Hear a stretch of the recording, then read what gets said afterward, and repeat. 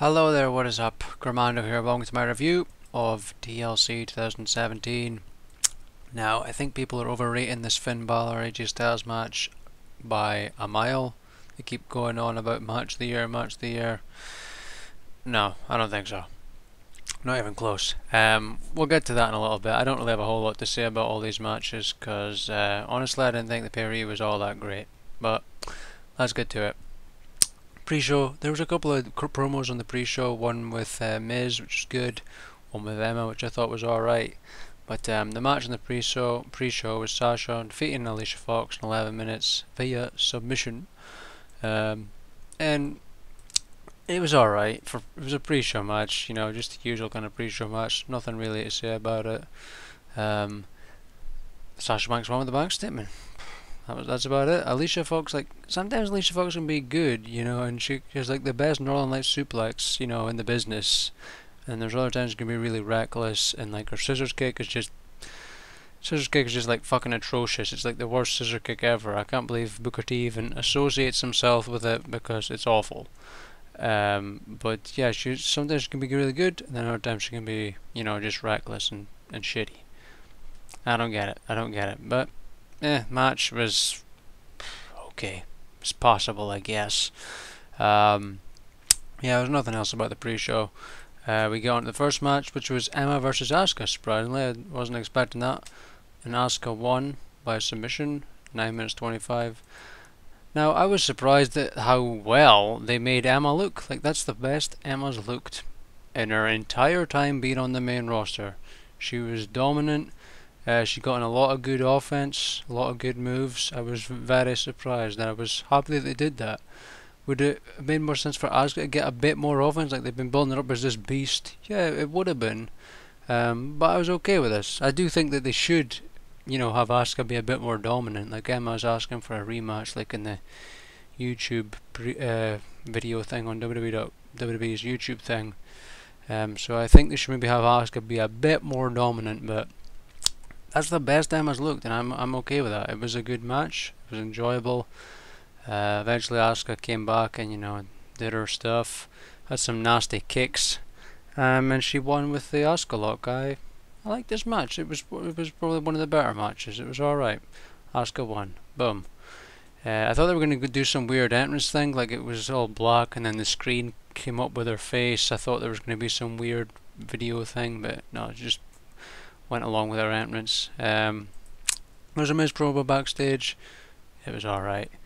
And there was a thing about Elias on the pre-show where he said something about to Jason Jordan about how he's actually on the pre-show. How he's actually on the pay-per-view, but Jason Jordan isn't. And there was a thing where he was singing, and then Jason Jordan comes out and starts throwing bloody vegetables and stuff at him. It was pretty good. It was pretty funny, and the crowd was actually liking it and getting behind Jason Jordan. So alright, okay, that's cool. That's good. See, that's what you need to do. You need to do entertaining stuff like that. It's not all about wrestling in the ring. You need to do stuff like that. But then moving on, we have the next match, which was the Cruiserweight tag thing.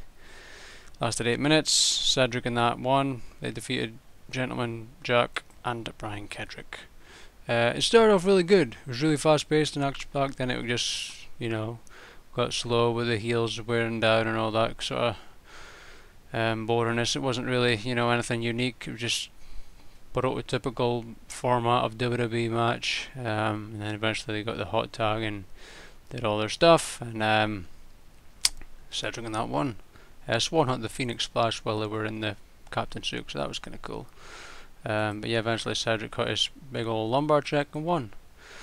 Like I said, it needs to be. They need the cruiserweights to have like awesome matches. If you want people to be interested, you need to do that. That's just what they need to do. But if you're just gonna have the same old format, well, it's no different. People, they're like, oh, it's the most exciting hour. Well, no, it's not. If it was awesome matches all the time, people would watch. But just the same old match that you see from anybody else, well, it's no different. So people don't care. But yeah, it was alright, I guess. Moving on, there was a thing with Alexa Bliss, a promo backstage, which is probably the highlight of the whole match. Anyway, I would say that was the promo where she went on about the biscuit bot thing, and then she said that she liked her butt and it was cute. It was random as fuck. That was about the highlight really. But she defeated Mickie James 11 minutes 25. It was alright. It was alright match. Nothing amazing. It was alright. Eventually, she won via smacking Mickie into the turnbuckle and hit the DDT. Nothing else to say about it really. And there was a promo from Mickie afterwards, which was all emotional and grateful for the fans. There was a thing with Kurt Angle backstage where Seth not gave him a shield vest, which was pretty cool. And then there was another Elias thing but then Jason Jordan came out again and was throwing stuff at him. It was pretty funny. I liked it, and the crowd was liking it. So, oh, that's good. That's good. You know, that's good. The fans are getting behind him. They're enjoying it because it was a funny segment. Yeah, that's what you need. But what I don't get is how they still haven't sorted out Elias's microphone. We can barely hear him. They need to sort it so his mic is either closer to him or pump the volume up and put the bloody volume in his guitar down, because we can't hear him. The guitar's too loud and then we can't hear him. How the fuck have you not sorted that? How have you not sorted that from the first segment to this segment? I don't get it. Doesn't make any sense to me. But hey, logic ain't so common these days. Moving on, Enzo and Kalisto. Enzo's promo thing before, he's losing his voice, so he didn't really have a whole lot to say. As for the match, I don't even remember anything that happened in it. Enzo hit his big DDD-G thing. That's about the highlight really. Then it ended with Enzo getting the thumb to the eye, and then the Jaw Dunzo, as he's calling it, and he got the win. So Enzo's the champion again. 8 minutes 45. I guess it was okay. I have no really comment about it. I like Enzo, so I'm happy that he was champion again, but if he can't do a promo, he's kind of fucked, so hopefully his voice is alright. And then we move on to AJ Styles versus Finn Balor, and they're talking about how AJ flew like 18 hours from bloody Chile in South America or something. So that's a pretty wild bloody journey. So it's understandable that, in my opinion, this match wasn't as good as people are making it out to be. It was a good match, but match of the year? No. Not even close. Not even close. And Finn, ever since he comes to the main roster, doesn't do the demon entrance properly. The whole thing was him crawling to the ring. Now he just gets up and walks to the ring. What the fuck? And he didn't even have his pumpkin thing, which I thought he was going to have, so I was kind of disappointed with that. But I don't understand the demon thing. The whole thing was him crawling to the ring. I thought that was so cool in NXT, and now he crawls a little bit on the stage and then stands up and walks to the ring. I don't get it. I don't get why he does that. But yeah, match was good. The highlight for me was the springboard Hurricane Rana. Eventually it just ended with AJ missing a 450. Gets the big drop kick in the corner, coup de grace, and he won. Finn won. And then they both did a too sweet thing in the ring, which is pretty cool. But yeah, not match of the year. Go watch bloody Tyler Bate versus Pete Dunne. That's match of the year. Or any of the NXT TakeOver Tag matches. Or Seth and Dean versus The Bar from No Mercy. They were better matches in my opinion. But yeah, it was good, but nowhere near match of the year, in my opinion. Then we got Jason Jordan versus Elias.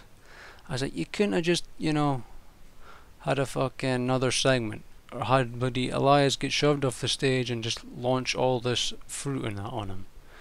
No, let's have a match, and not a good match. A fucking sack of shit match with rest holds. And then Jason Jordan finally comes back with his sack of shit comeback where he hits these bloody forearms that aren't even hitting and look about as convincing as a Dean Ambrose forearm. Just shit. Just fucking shit. Like, this is why people don't get over. If that's what you're going to do, people are not going to get over doing shit like that. Shit matches like that. It just isn't going to get people over. Those segments were getting him over. Where they were throwing the bloody vegetables. People were loving that, but then no, they come to this and people didn't care. They started chanting boring, because it was boring. Just utter shit. Eventually bloody chasing Jordan was, I don't even know what he did. It says, comes over and tries for a suplex from the apron, but Jordan counters and rolls up Elias for the win. I can't even remember what the hell happened at the end of the match, so shit match. Utter shit. Afterwards there was a promo from Miz saying they were going to dump the garbage or something. They were going to dump their opponents in the garbage.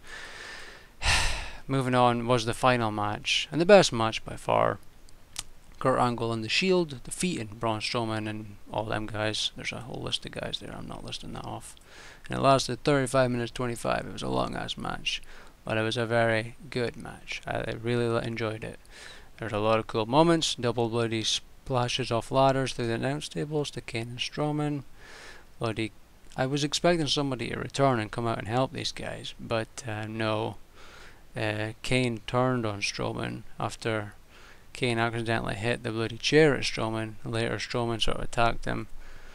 Well, I don't know if he did, but Kane eventually just hit him or something. I can't remember, but eventually he chokeslammed Strowman through the stage, the paper thin stage thing next to the announce table, and then dumped a bunch of chairs on him. And then the bloody Braun Strowman comes back because Braun's a fucking monster. But he can't survive one F5 though. One F5 kills him, but Reigns can kick out of 4. Cena can kick out of 4, but Strowman can only survive 1 and he's dead. But he can survive attempted murder from Reigns in an ambulance getting driven into a truck. He can survive bloody all this other shit. He can't survive an F5. Logic. Hell of a thing. So yeah, he comes back and he starts beating up Kane and Miz and all this shit, but eventually they beat him up and throw him into this garbage truck and it thingies him up in a way, so I guess they're going to have a Braun versus Kane feud, so that could be good. And I think, what was it? I think they chanted that was murder. I think that's what the crowd started chanting. But yeah, eventually Kurt also got taken out at one point by a running power slam from Braun. This was before then, through a table. And also he came out in the Shield gear, which was pretty cool. But then he eventually came back, and he's bloody belly to belly Cesaro on the ramp, and then Angle slammed Sheamus through the table. And then they did a bunch of shit, and bloody Rollins hit his knee, and the Dirty Deeds, the Angle slam on Miz. And then the triple powerbomb thing, and they got the pin and won. So yeah, I really liked that match. It was good. I could have said more about it, but I'm not going to talk anymore. I liked it. I thought it was a good match. By far the best match on the show. But yeah, I can't believe the comments. People saying that Finn and AJ was match of the year. I didn't get my hopes up for it. Like, I never get my hopes up for a show now because I'm just going to be disappointed. Because I've been disappointed in the past when I've done that. Like I did for some of the NXT stuff with Finn, with some of his stuff with an NXT takeovers I was disappointed with. But yeah, I never got my hopes up when people were jizzing about it. And well, I wasn't really disappointed because I didn't have my hopes up high for it. But definitely not match the year. I see the comments and I'm like, I just disagree. I just don't agree with that. That's just my opinion. You can tell me how you feel in the comments if you agree with me or disagree. Leave a comment. I'll happily reply to you and discuss it with you. No issues at all discussing wrestling with people, but I disagree entirely that was match of the year. I just don't agree at all. So yeah, there you have it. Finn said he wants to have another match. He says he wants to have Finn versus AJ Styles 2. ... Sweet. That's what he said. And yeah, as for the Emma thing, she said she wanted to have a rematch with Asuka. So we'll see what happens. And Kalisto had a pretty decent promo thing with him in the trainer's room poking his eyeball out. And he was on about how he can't see, and then the doctor guy puts a bloody bandage thing over his eye, and he's still going on about how he can't see, and I'm like, well, yeah, no shit, you've got an eye patch over your eye. That's what he kept going on about it, but it was pretty good. It was pretty good. He was actually believable when he was angry like that. Probably the best promo I've ever heard him cut. But yep, there you have it. TLC done. I don't have anything else to say, so see you later. And also, I was an hour later getting this watched. I'm an hour later recording this because I kind of got hooked on playing Halo 5 Guardians, the multiplayer. I wasn't doing very good at it. I was doing pretty shit, actually. The first match I did pretty good, but then afterwards it was not going so good. Was playing the Warzone thing as well, gave it a go. I wasn't doing too good, but I'll give it a go some more and play it some more, and hopefully I'll get better at it. Because it seems like a good mode, and I'm sort of interested in the whole rec pack things. I think it's kind of I'll never pay for it. I'll never physically pay real money for it, but I'm interested in getting better at it and seeing just what happens. So yeah, there's that. Just thought I'd talk about that a little bit.